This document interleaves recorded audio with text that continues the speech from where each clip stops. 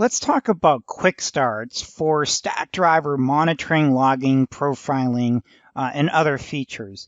So what you want to do is just type in Stackdriver Quickstarts, and it'll bring up different options around Quickstarts. Now, each feature of Stackdriver has a different Quickstart or a couple.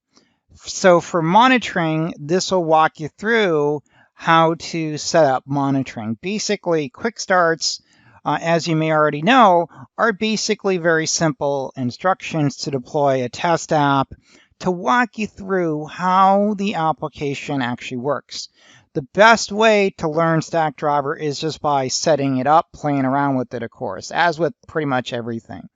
Now, generally as part of the Quick Start, it's going to give you instructions either for the console and also, depending on what you're doing, G-Cloud and also the API. So depending on what you're trying to do, there'll be different instructions.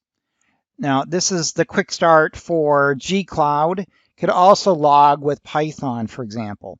This one here uses the Cloud Shell instead of G-Cloud. And it just walks you through basically how to set up a project, how to set up your code. Again, you're going to copy something from GitHub. You write some entries and then you view them. And again, this Quick Start is a little bit longer than some of the others. Some are short. They may take 5 minutes, 15 minutes, 30 minutes.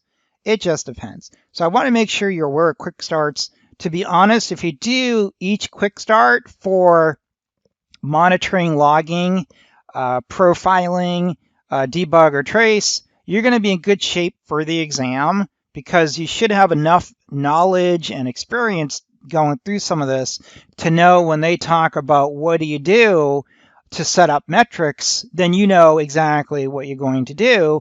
And you, of course, will do well on that part of the exam. So with that said, I would recommend please do spend a little bit of time on these. Again, maybe an hour going through 1 or 2 of these. I think you'll be in great shape for the last section here of the course.